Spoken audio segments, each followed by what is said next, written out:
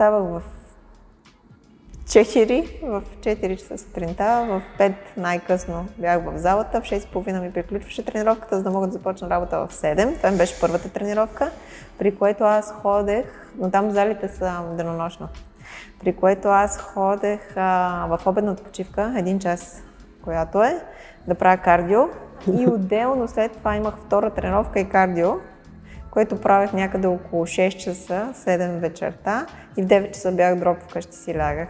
Добре, какво кара един човек да може да мине през това нещо? Имах вътрешно удовлетворение, наистина, а и постигах резултати. Питам те, защото ако успееш да го сведеш до знанието на аудиторията, може би хора, които са в такава ситуация, но си казват, че това няма как да бъде направено, сега ще го чуят и ще кажат, чакай сега. Знаеш ли коя фраза във фитнесите най-много мрази? Нямам време. Това ме изкарва извън нерви. Времето се намира винаги. Аз съм работил на 3 места, имам 2 деца. И въпреки това съм и нощни смени, и въпреки това съм намирал време. Колко грама приемаш протеин на ден? Около 180 до 200. Високо количество протеин. Доста високо. Да, доста високо количество. А с какво си подпомагаш протеиновия синтез, за да може да се усвоява? Защото това е също нещо, което е не толкова лесно за постигане. Ти можеш да приемаш много голямо количество протеин, но организмът ти да не може да го усвои целия. Тези ни големи тренировките реално. Те са, аз в момента пак тренирам дворазово. Тоест с засилване на метаболизма. Да, засилвам метаболизма, приемаме пробиотици, пребиотици, фибри, ензими, ако се налага. Всяка промяна рязка в начина на хранене, винаги в началото има ефект. Да. Защото ти си стресираш организма различно, но и не е само това със стресирането. Това е, ясно е, че е така, факт е това. Но ти си казваш, че правиш нещо ново и по нов начин си набавяш мотивация. Тоест, дори можеш и може би постигаш и някакъв плацебо ефект в един момент, защото в началото винаги резултатът е много висок. Защо? Защото ти решаваш, че започваш нещо ново. Ти дори да започнеш нова работа, когато започваш нова работа, го има това прещракване, когато е хубава, нали, следващата, когато е по-хубава от миналата. Да. И първите ти дни си ти много лесни, много си мотивиран. Според мен го има и психологически ефект. Да, има го. Съвпадал ли ти е период преди състезание с чисто женския период? Да, имало такива неща. Какво се случва? Няма ли някакъв... Обикновено има издуване, да речем, на лицето? Има подпухване, задържане на вода в такъв случай, по-трудно се маха водата и не излизаш в най-добрата си форма, но това е положението. Знаеш ли, вие сте още повече достойни за уважение жените в този спорт, защото много често някой просто може да ви погледне на състезание и да каже, тя не е във форма, а не си дава сметка, че в този момент може да имаш контузия, каквато ти имаш, такъв тип, толкова сериозна контузия, да си в месечен цикъл, да си в, да речем, между няколко диети и заради това да е подпухването, а не защото не си постигнала добра форма. Така че, според мен, жените заслужавате още една идея, повече уважение, които се включвате в тези спортове.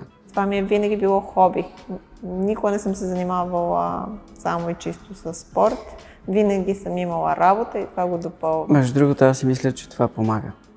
До момента, в който си освободен психологически от нещо и го приемаш само като хоби, даже понякога може да имаш по-високи резултати по този начин, отколкото ако го приемаш, че на всяка цена е нещото, което правиш. Защото тогава ти сам си поставяш една задължителен минимум, една бариера, която всеки път трябва да преодоляваш. Какво ти е мнението за кето диетата? Не съм фен аз на такива диети, които са еднотипни и еднообразни. За мен балансираното хранене е най-важно. Организмът има нужда от всичко, и от протеини, от въглехидрати, от мазнина. В едно хранене дори бих казала. Да, имам повече сила, повече издръжливост, изкарвам си тренировката, така че определено за въглехидрата преди тренировка. Аз казвам, че веганската програма не е за всеки. Има си типове хора, които може би не е за всеки организъм. Няма нищо лошо в това. Това не означава, че сега я отричаме или че нещо. Да, не за всеки си е точно, че не за всеки организъм. Приема се по различен начин. Получих обаждане от тогава Киро Танев или някой пак от красиви тела беше. Казват, така и така ще има първото състезание бикини фитнес. Искаш ли да играеш? Търсим момичета, нали, които да запишат за тази категория, да са атлетични, да изглеждат добре. И аз викам и ще питам треньора ми. Аз не мога да взема сама решение дали ще играя или няма да играеш. Ми трябва треньор пък евентуално за фитнеса тогава. И той каза ми, аз ще ти помогна. нали, да се подготвиш, ти кажи само дали искаш. И отивам аз при Севката и викам, сега как ще му кажем бикини фитнес. Да, много ми е интересна реакцията, каква е била. Да. И викам така и така, поканиха ме на състезание по бикини фитнес. Той какво е това? Викам нещо атлетични тела, обяснявам същото, което ми обясня той. И той вика, играй. И аз седа и гледам.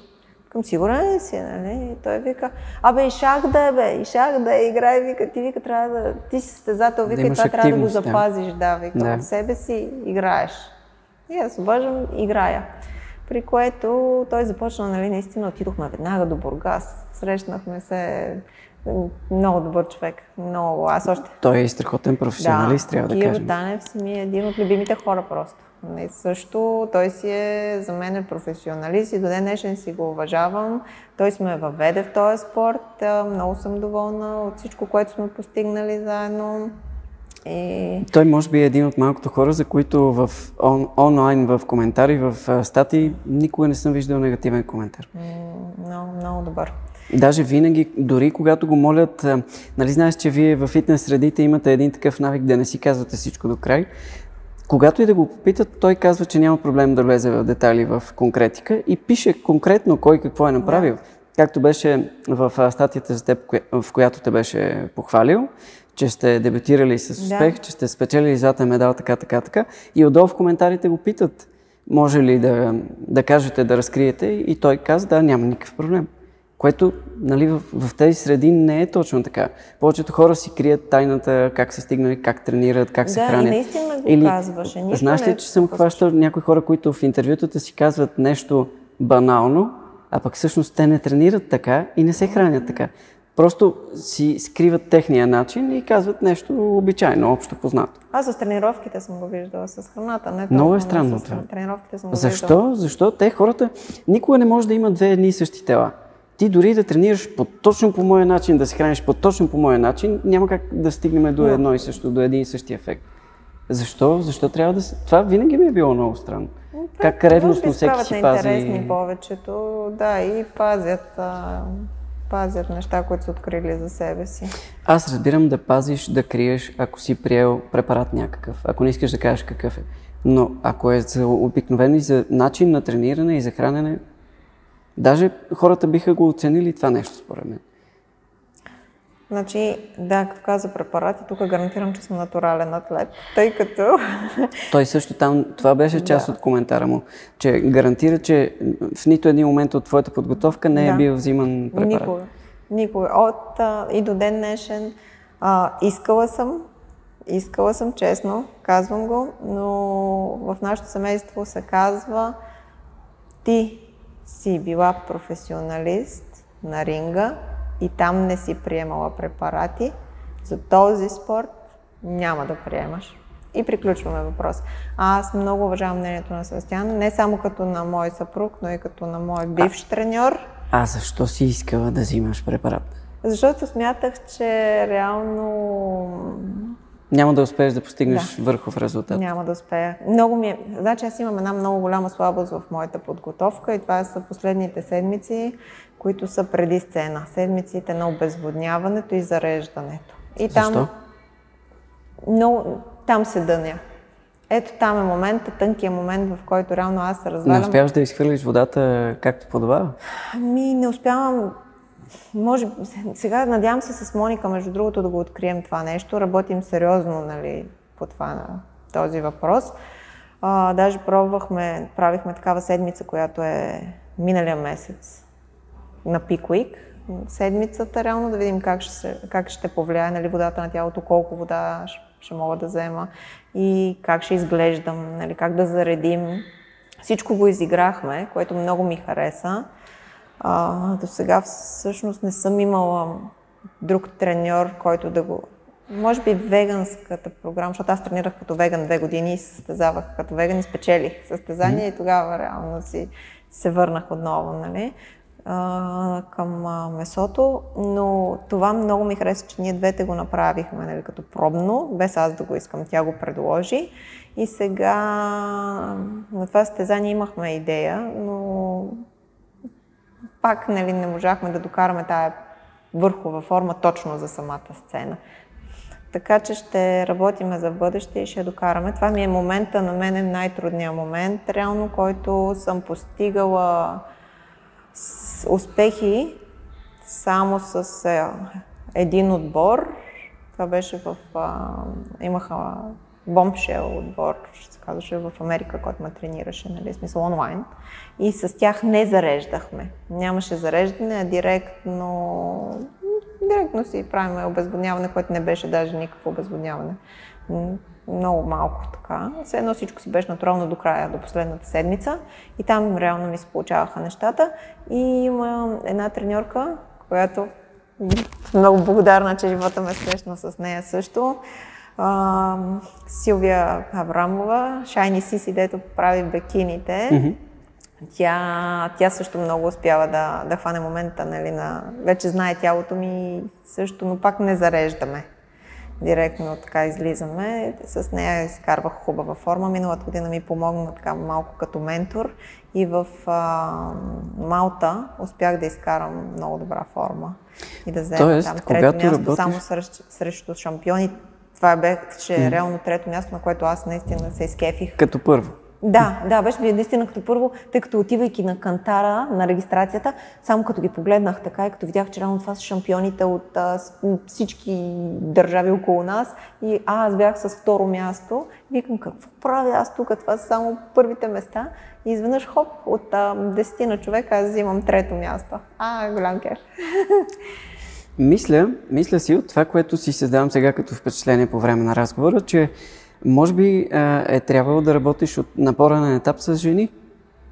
Никой по-добре, виж, един мъж, колкото и добър треньор да е, той никога не може да се постави на твое място.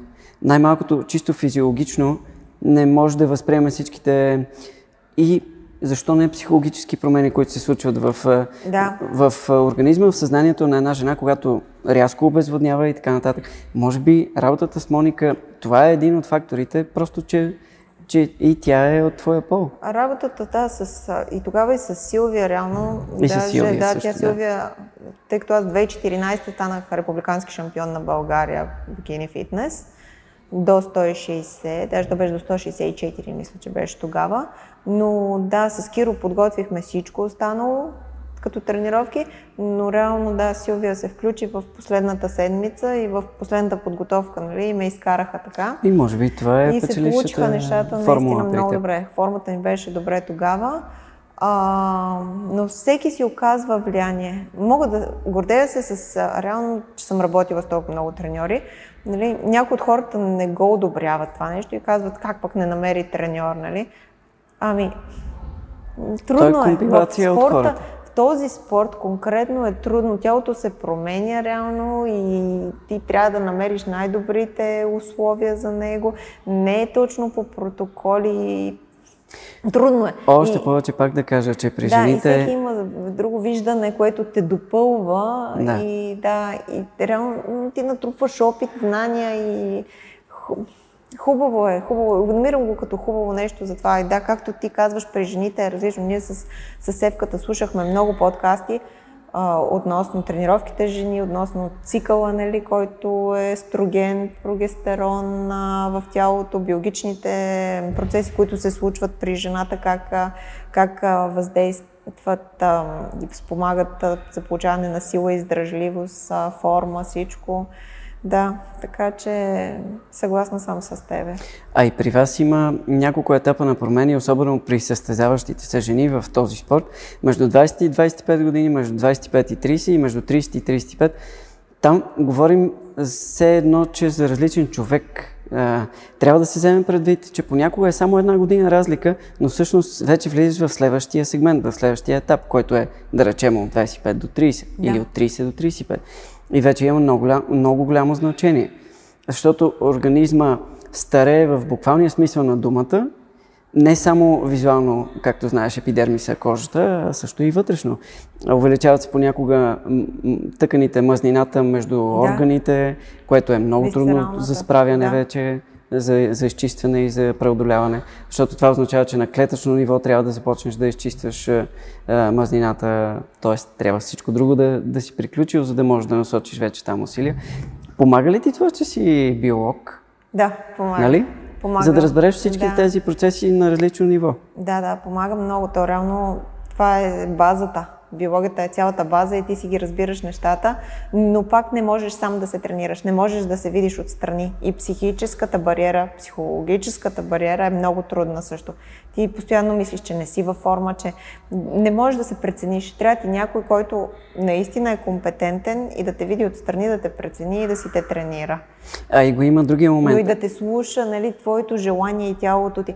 Аз съм имам приятели, които, прекъсвам те, извинявай, които са си мислили пък, че са стигнали пикова форма и пак защото не могат да се погледнат отстрани, се оказа, че са се заблуждавали и то е брутално. Не е лошо в този момент да имаш някой, който да ти каже, моля, въобще не си готов. Да е критичен, по този начин да е реалист, да ти казва наистина какво е. А не да ти казва, понеже си малко по-популярен, малко по-известен, да ти казва, да, супер, чудесно. И отиваш на състезание и оставаш пети, примерно. Значи не е чудесно. Не е добре. Така че и двата вида заблуда не са окей. Не работят. Трябва да е някой, който наистина му вярваш, имаш му доверие, както и той на теб вярва. Тъй като аз, както казах, съм работила с много треньори и при някой от тях просто не се получаваше това нещо на доверие, което е. И те казват, но ти не спазваш режима, примерно, а ти наистина го спазваш. Или, примерно, защо сега ядеш 3 грама сол наведнъж, трябва да ги разпределиш за закуск, обед и вечеря. В смисъл, опитват се да обърнат и малко нещата, нали? Все едно ти наистина не спазваш, не внимаваш или някакви такива грешки допускаш, които са. И да, получават се и такива неща.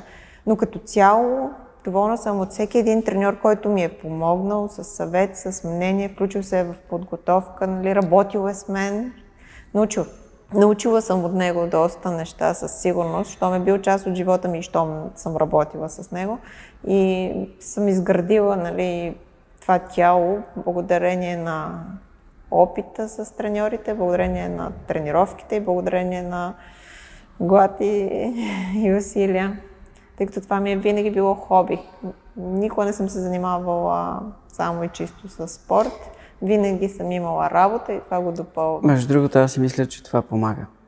До момента, в който си освободен психологически от нещо и го приемаш само като хоби, даже понякога може да имаш по-високи резултати по този начин, отколкото ако го приемаш, че на всяка цена е нещото, което правиш. Защото тогава ти сам си поставяш една задължителен минимум, една бариера, която всеки път трябва да преодоляваш. А когато ти е хоби, аз когато тренирам и съм психологически освободен, мога да направя много по-добра тренировка, отколкото когато си казвам, сега трябва да направя още 3 серии по 15 повторения по... Аз съм открила, че и с килограмите е така. Когато тръгна да качвам повече килограми, да се мъча да ги бутам, реално ти изкривяваш техниката и не е същото, когато примерно си сложиш и по-малко да са, намалиш егото в залата и си клякаш примерно още 5 пъти повече отгоре. Кой е успехът, с който най-много се гордееш в фитнес насока вече? 2013? Не, 2014 беше, но не. Когато играх всъщност в Австралия, в Арнолд Класик Австралия. Тъй като там е трудно да се класираш, там състезанията са както тук някога. Реално първо са щатските, от щатските, всъщност вече може да е променено. От щатско минаваш, нали, на по-голямо и вече Олимпия беше по-голямото и след като се класираш на Олимпия, трябва да си в топ 6, отиваш вече. Или, да не се бъркам, Арнолд, не, така беше. Олимпия и вече от Олимпия отиваш на Арнолд да играеш. Арнолд реално ми беше, въпреки че там не се класирах, там бях 7-ма. И то, както казваш, самото достигане до там Да, самото достигане, а и там наистина имах пикова форма. Това ми беше най-хубавата форма. То беше в Мелбърн. Пътувахме реално от Голд Кост до Мелбърн. И да, това ми беше най-големият успех във фитнеса. Нищо, че е 7-мо място. По принцип, аз съм човек, който се радва на не толкова на медалите, успехите, постиженията, колко е така трябва да има вътрешно удовлетворение и да си харесвам формата, да съм постигнала това, което искам. Даже на сцената сега не показах най-хубавата си форма, но няколко дена преди това цяло лято, реално аз харесвах формата, която имах и деня след състезанието супер много се кефех на формата си и така си имах вътрешно удовлетворение от постигнатата работа. Разкажи малко повече за това състезание в Австралия. Вие изкарахте, колко време бяхте там? 7-8 години. Мисля, че близо 8, да, между 7 и 8 години. Пак така. Там работех в лаборатория, в различни клиники и се състезавах едновременно с това нещо. Тоест, да подчертаем нещо, което трябва да бъде според мен подчертано. През цялото време, през което ти минаваш през всички тези спортове, ти не спираш да си работиш ежедневна, нормална си работа. Никога не съм спирала. Реално, ако съм спирала, това просто не е реално. Ако съм спирала, е било примерно за няколко месеца, в които съм учила нещо. Как искаш ли, можеш ли ги точно преди състезания последната седмица, да речем, когато сваляш килограмите? Трудно е, да. Взимаш ли отпуск или нещо? Не взимам отпуски. Как успяваш тогава? Как се храниш? Трудно е, обаче си го изкарвам. Като там ми беше много трудно, защото работата ми беше пак така 8 часа, работех в клиника, взимах кръв и след като взема кръвта я носех в лабораторията и понякога ми даваха да си я подготвя, нали, за изследване. И аз ставах в 4 часа сутринта, в 5 най-късно бях в залата, в 6:30 ми приключваше тренировката, за да мога да започна работа в 7. Това беше първата тренировка, при което аз ходех, но там залите са денонощно, при което аз ходех в обедната почивка, 1 час, която е, да правя кардио. Кардиото беше стъпки. Мерех едни стъпки на един часовник, около 15 000 до 20 000 стъпки на ден, което се прави доста трудно. Така звучи лесно, обаче като тръгнеш да ги правиш, то всеки ден е много трудно. Въобще не звучи лесно даже. Да, и отделно след това имах втора тренировка и кардио, което правех някъде около 6 часа, 7 вечерта и в 9 часа бях дроп вкъщи си лягах.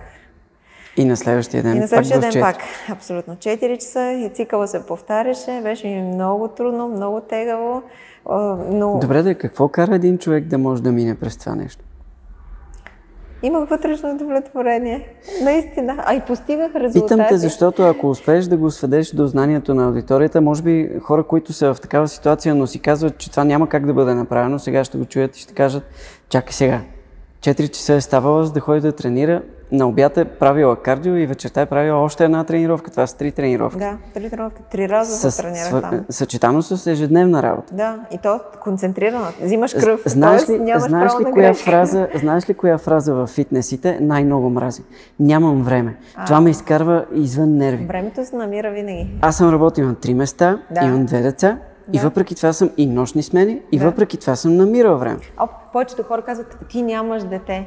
Така е. Аз нямам дете, обаче пък аз обичам да се грижа за съпруга ми. И той е свикнал до такава степен, че аз правя храната вкъщи. Аз го предлагам просто като допълнителен аргумент, а това не обезценява стореното от теб. Казвам просто, че не може аргументът ти да е, че нямаш време. Наистина ти казвам, че това ме изкарва извън нерви. Като чуя, че някой го използва, искам да го затворя някъде извън помещението, защото знам, че ще се скарам с него. Да.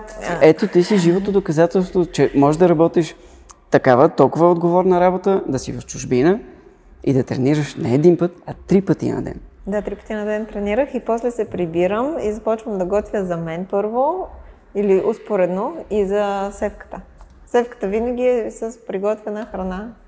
Той така съм си го научила. Да си му готвя и той си знае просто. Да, той си ядех здравословно. Какво беше да се включиш връщам те към състезанието, защото искам да поставим там акцент. Добре. Какво беше да се включиш в такъв тип състезание? Кое е по-различното? Аз виждам само снимки, никога не съм бил на Арнолд Класик, може би някой ден ще си позволя да отида и просто да гледам. Не да снимам, просто да гледам като зрител. Би ми доставило огромно удоволствие.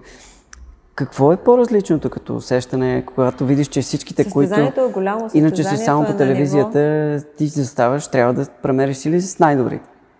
Състезанието е голямо, състезанието е на ниво, виждаш наистина най-добрите хора, виждаш хора, на които ти се възхищаваш и реално ти наистина даваш всичко от себе си, за да се качиш в топ формата си, да покажеш най-доброто от себе си и да си конкурентоспособен на другите, които са там. И вече различно е, просто чувството е различно. На състезания, аз съм участвала на много състезания. Участвала съм на републикански, на европейски, на световно съм участвала, на щатските там съм участвала, в Гърция станах първа също съм участвала, такива местни. Имам над 20 състезания до момента, обаче чувството наистина е различно, сцената е различна. Не знам, не съм про-състезател в този спорт. Не мога да кажа, нали, какво е да си на про-сцена, но може би нещо подобно. Поне аз така си го описвам, обяснявам. И много е хубаво, наистина. Сподели малко повече за храненето ти. Ето сега е твоя момент, ако можеш да разкриеш някои от твоите тайни. Като наближи състезание, вече със сигурност се променя всичко драстично. Но по-интересното според мен е year around, както се казва, през целогодишно, как успяваш да си в такава форма, че когато ти е необходимо да изпилиш, да постигнеш върхов резултат за 2 седмици. Колко съществена е разликата между това, което се храниш целогодишно и това, когато вече наближи състезание? Защото храната е ключа все пак. Особено аз съм изпитала различни видове диети върху себе си и както казах и като веган, нали, съм била веган 2 години. Мога да кажа, че храненето, като започнеш да се храниш по един начин, той си става, поне мен това ми е най-лесното. Аз така си се храня, така се чувствам добре, намирам начина, по който се чувствам добре и така си се храня. Става ти начин на живот. И той си ми се превръща в начин на живот. И реално аз не променям много от храненето си. Като цяло гледам да увелича тренировките и активността и те стават по-дълги тренировки, кардиото се увеличава или ако сме правили примерно по 20 минути кардио на ден, така стават 30, 40, 50 до час се стига с кардиото. Но храната е нещо, което гледам да се запази максимално дълго и вече ако не става, започваме да намаляме и да влизаме в дефицит. Какво ти е? Следиш ли си целогодишно съотношението на макро-микронутриенти? Да, горе-долу. Неизбежно е при теб? Като макро си вече не толкова, което доста ми облегчи, нали, ежедневието. Следя го повече така да имам протеин, въглехидрат, протеин, мазнини, кое кога се яде. Това е начина на хранене и на живот, но да, аз съм от хората, които върват с кантарчето. Признавам си го. Без кантарчето не се чувствам така спокойна. Нищо, че съм с толкова опит, повечето хора, примерно, поглеждайки храната и знаят количеството, което вече си хапват. Аз обичам да си мине през кантара и да си е премерено. Преди тренировка, когато не си преди състезание, кой е по-добрият начин? Един от вечните диспути в социалните мрежи наруиха се в последните години, особено в YouTube се наруиха хора, които всеки дава съвети, всеки иска да обясни как се правят нещата. В същото време го поглеждаш и виждаш, че явно той не го спазва това нещо, защото не те впечатлява. Преди тренировка има ли го това, че когато се заредиш въглехидратно с въглехидрат, стабилен въглехидрат, не е в лошия смисъл на думата, не е бърз въглехидрат, правиш по-добра тренировка или... Да, аз го намирам за отговора на този въпрос. Зареждам се. Тоест не бягаш от въглехидратите, защото иначе пък не става тежка тренировка. Напротив. Значи, даже тя Моника така доста ме отвори на въглехидрат. Аз ядях доста по-малко. Тя доста ми сложи двойни дози, двойни порции въглехидрат. И се чувствам доста добре, бих казала, с по-голямо количество въглехидрат. Работи Имаш при мен. повече сила. Да, имам повече сила, повече издръжливост. Изкарвам си тренировката, така че определено за въглехидрата преди тренировка.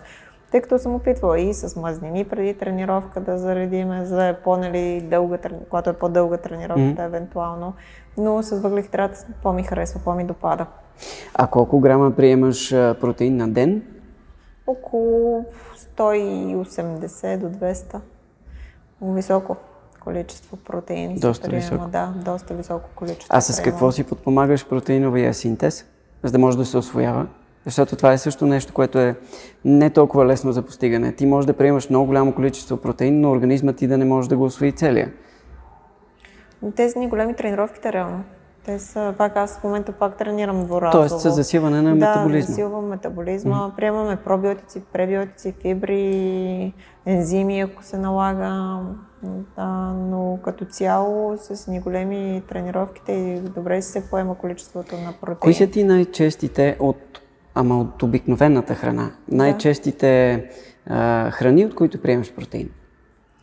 Пуешко, пилешко, риба. От риба много обичам. Яйца и евентуално протеин на прах след тренировка. А когато беше веган? От бобовите. Основно нахута, соя приемах също тогава. Протеин на прах, разбира се, като ги редувахме грахов протеин. Но в един момент става доста трудно усвояването заради голямото количество фибри. Там това ми беше проблема като веган. И тогава какво трябва да направиш? Тогава намаляш фибрите в храната. Това беше едно от основните неща, но аз като цяло започнах да не се чувствам добре от не се чувстваше достатъчно силна?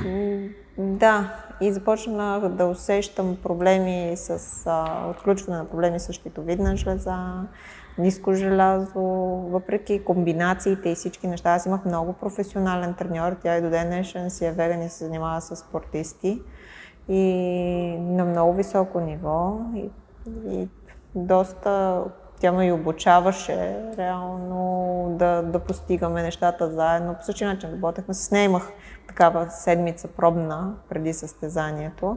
Правихме и въпреки всичко, аз казвам, че веганската програма не е за всеки.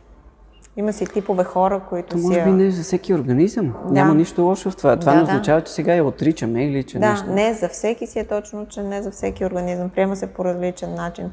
Не знам дали знаеш, но севката също не яде месо, не е веган, но месо не яде от 8-9 години, сигурно вече ще стане. Но при него си работи доста по-добре тялото му, така отколкото на месо. Докато при мен не. Аз започнах да развивам проблеми. А когато вече ти наближи състезание?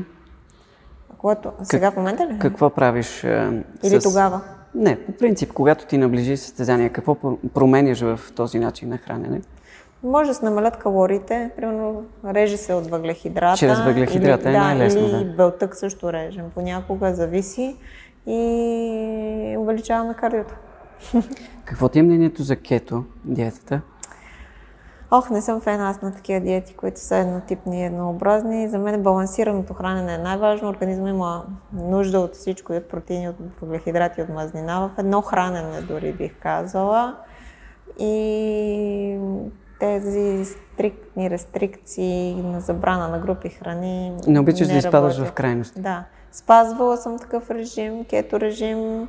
В началото тръгва добре, при който в един момент се омазняваш жестоко. Поне при мен това беше ефекта. И съм много благодарна тогава на Еми Христова. Тя също е състезател. Тя ми е много близка приятелка. Тя е фитнес състезател, боди фитнес. И тя тогава ме забеляза и вика, какво става с тебе? Аз съм на кето. И тя вика, лечи ти, вика, и аз се стягай. И така. Мислиш ли, че това може да е? Аз лично с такова впечатление съм останал. Ти ще кажеш сега дали е правилно или не. Че всяка промяна рязка в начина на хранене винаги в началото има ефект. Да. Защото ти си стресираш организма различно, но и не е само това със стресирането. Това ясно е, че е така, факт е това. Но ти си казваш, че правиш нещо ново и по нов начин си набавяш мотивация. Тоест, дори може би постигаш и някакъв плацебо ефект в един момент, защото в началото винаги резултатът е много висок. Защо? Защото ти решаваш, че започваш нещо ново. Ти дори да започнеш нова работа, когато започваш нова работа, го има това прещракване, когато е хубава, нали, следващата, когато е по-хубава от миналата. Да. И първите ти дни си ти много лесни и много си мотивиран. Според мен го има и психологически ефект. Да, има го. А ти му вярваш, то е нормално. Това е точно психологическа гледна точка. Не е лошо от време на време и трениращите да изпробват различни варианти, най-малкото за да задействат наново този психологически цикъл. А и ти знаеш нещата как работят. Ако искаш да работиш с хора, примерно, ти трябва да ги изпробваш върху себе си. Това съм го видяла и от Киро Танев, който изпробваше добавките върху него и тогава вече ни казва, това работи така, това работи иначе, можеш да вземеш това няма смисъл. Да, така че абсолютно съм съгласна. Мотивацията. Мотивацията те движи. Ти щастлив ли си, реално хормоните ти работят по различен начин. Казах хормоните. Неизбежно е да не те попитам относно цикъла при жените, които са състезатели, защото някой от тях, злоупотребявайки с препарати с увеличаване на тестостерона, подтискане на естрогена, съчетано с това, че се намират в цикъл, предполагам, че става една абсолютна тотална каша. И съм чувал, че някои от състезателките умишлено контролират цикъла си, т.е. спират го за много дълъг период от време, когато ще им наближи състезание, но това не е и здравословно много. Още повече, ако говорим за млади момичета, за малки момичета. Не, и лошото е, че хората не се замислят върху това нещо. Даже напротив, като нямаш цикъл, просто си ти е то след това по-удобно. Да чукам на дърво дава ефект и при опити за забременяване и така нататък, което... Евентуално ще им даде ефект. Не знам. Аз не бих казала, че имам проблеми с това нещо, но аз нямам и идеята да имам деца като цяло, така че поне на този етап не го и виждам, нали? Не ми е идея и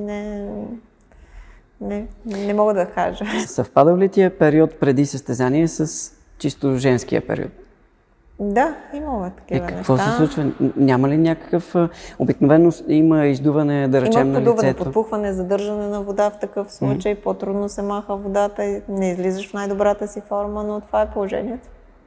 Знаеш ли, вие сте още повече достойни за уважение жените в този спорт, защото много често някой просто може да ви погледне на състезание и да каже, тя не е във форма, а не си дава сметка, че в този момент може да имаш контузия, каквато ти имаш, такъв тип, толкова сериозна контузия, да си в месечен цикъл, да си да речем, между няколко диети и заради това да е подпухването, а не защото не си постигнала добра форма. Така че, според мен, жените заслужавате още една идея, повече уважение, които се включвате в тези спортове и които постигате форма, каквато имаш ти. Защото ти си машина. Казвам ти го сега, абсолютно откровено, открито. Гледал съм твои снимки и състезания, ти си абсолютна машина. И това, че толкова дълго време продължаваш да го правиш и да си на толкова високо ниво, не знам как го правиш. Аз не мисля, че съм на високо ниво. Даже тъй като ме питат за спорта, аз не се чувствам на високо ниво, нямам прокарта, не съм професионалист, реално не съм и на ниво, което да претендира, нали, примерно да ходя на такива състезания, на които да взима прокарта. Така че аз не се чувствам да съм на високо ниво. Реално аз, може би защото тренирам като хоби повече за кеф в момента, отколкото с състезателни цели. Просто не можеш да си погледнеш отстрани, както казахме преди малко. Не знам, но спорта наистина много дава. Нещо, което наистина така правите силен, правите амбициозен, не само... знаеш... В добрия смисъл на думата. Да, знаеш, че изправяйки се срещу такива хора, нали, които са толкова добри, таланти, тъй като той има и доза талант, доза работа, генетика в случая на сцената и постигайки класиране, нали, ти можеш. Просто можеш, дори да не вярваш 100% в себе си, можеш. Виждаш ли се в ролята и на треньор?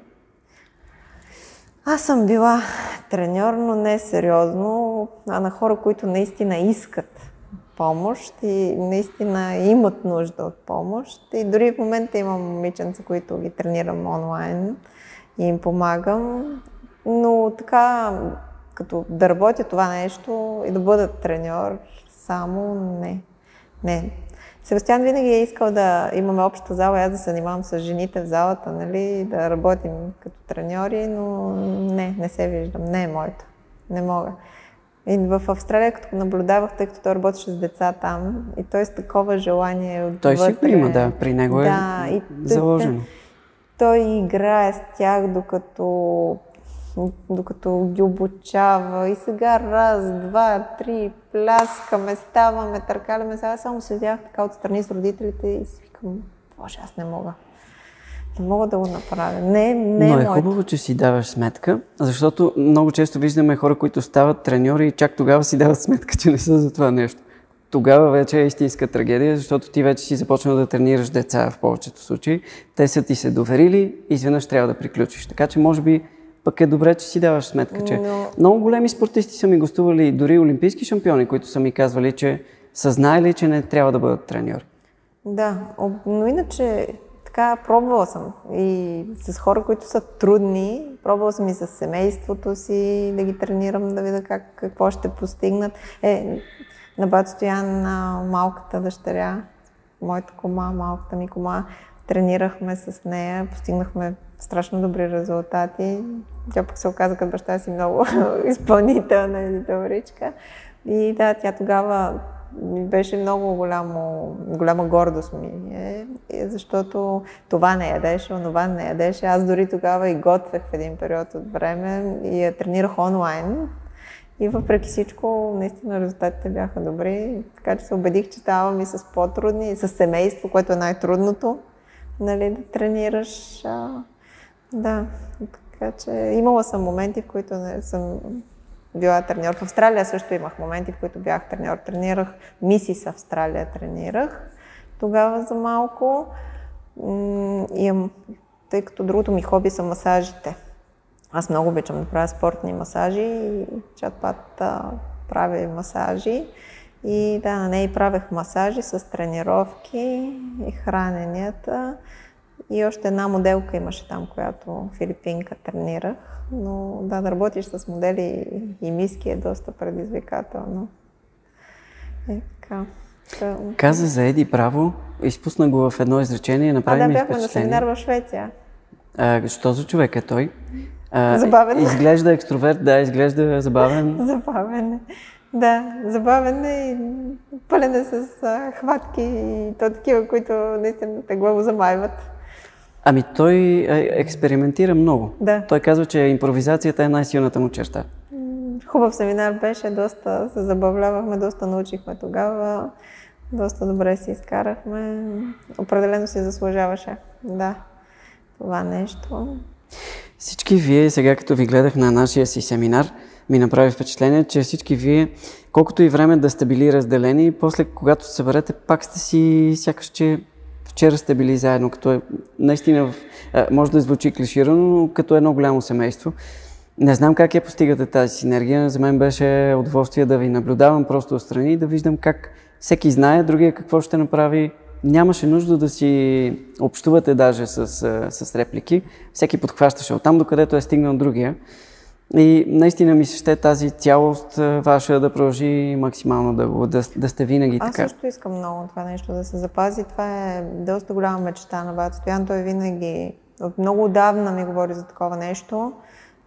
И ти викаш, ще дойдеш, ще ми помагаш, ще си до мен, ще го правим. Викам, ще го правим. Аз го видях, те му светаха очите през цялото време. Ще го правим, но честно казвам, така не вярвах, че ще стане точно така бързо и така, нали, наистина, както ти казваш, с всички заедно, така да ни събере на купи. Вие го направихте, просто не можеш да го видиш отстрани. Вие го направихте, нищо не трябваше да се прави. Вие сами си го направихте. Но ние си обичаме спорта просто, това си не е част от живота, от всичко.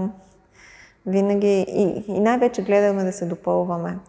Това е най-хубавото нещо, да работим заедно. Ето и с Севката сега в момента, той има залата, но аз винаги съм, когато мога, при тях, с тях на състезанията, допълнително, докато той караше курсовете за съдия, за всякакъв вид реално курсове в Австралия, там за менеджер на зали. Винаги съм била с него. Аз изкарах тогава курс за кътмени. Там занимавах с това нещо. Тоест ти можеш да правиш абсолютно всичко по веригата. Да, да мога да съм удобна. А и искаме да сме сигурни, че когато някой излиза да се бие, той е подготвен, но не само физически, той е подготвен психически, той е подготвен като оборудване, обслужене от началото до края. Да, като масажи, всичко му е дадено. И сте в готовност във всеки един момент, дори абсолютно в готовност, да, и докато човека е в клетката, ние стоим наистина ето така и при първото нещо един от нас влиза. Ето сега тези, които ме питаха защо съм разделил интервюто с Севастиан на 4 части, дали съм му чак такъв голям фен, дали не му правя реклама на клуба. Сега вероятно си дават отговор на това. Не, аз не му правя реклама. Аз обаче искам да се чуе начинът, по който се работи, точно заради това, което казваш, че вие искате от началото до края да сте предпазили, да сте съхранили състезателя си. Това трябва да е основен приоритет на всеки един клуб. Ние говорим и за храненето. Той много иска аз да участвам в частта, в която те да знаят как да се хранят, какво да направят, за да получат максимални резултати, какво се яде преди състезанието, как евентуално стигнем до обезводняване, какви добавки се взимат, за да можем да се възстановим както трябва и за да влеземе в клетката подготвени. Като има един много малък така деликатен момент, в който ние си усещаме състезателите, докато аз им правя ръцете преди мачовете. Ако видим, че някой е малко по-така нестабилен или не е напълно готов психически да влезе в клетката, това се казва, говори се допълнително с него, нали, вече се преценява дали ще играе срещата. И след първата среща вече, ако сме усетили нещо такова, човека не играе втора среща. Просто го накарваме, така да се каже, не го отказваме, но просто му обясняваме, нали, че е по-добре да не играе, ако се налага. По-добре е да не загубва или да не рискуваме нещо, нали, примерно, дори при най-малката контузия. Да не се пречупва. Да не се пречупва. Няма да му каже много добре. Да те попитам за финал. Разбрахме се за темата за твоята работа тук в България. Няма да те питам. Обещах, няма да те питам. Да те питам за финал, какво означава татуировката, ако можеш да я кажеш? Коя от всички? Аз имам 3. Тази? Тази. Това е името на майка ми. Реално. В Австралия беше доста популярно да се татуират имената на любимите хора и аз татуирах името на майка ми. Тя не можа да дойде на една от коледите там и като подарък, тъй като тя е фен на татуировките. Идеята на татуировката беше да скрие белега или поне част от него, което не се получи. Трябваше да е малко по-малка, но татуировчика направи с този размер и да бъде на лявата ръка, да близо, нали, до сърцето. До сърцето, да. И като си легна и се гушна, нали, така да я усещам. За мен беше истинско удоволствие да разговарям с теб и ти благодаря, че влезе в детайли за някои от фитнес въпросите, защото тази гилдия си крие до голяма степен тайните, а пък аз смятам, че колкото повече хора ги знаят, толкова по-добре за всички, защото всеки ще може да тренира както трябва. Съгласна съм. И на всеки бих помогнала безрезервно. Всеки, който ми пише за съвет или нещо, никога не бих му взела пари, така че ще дам съвет и с удоволствие. И аз благодаря.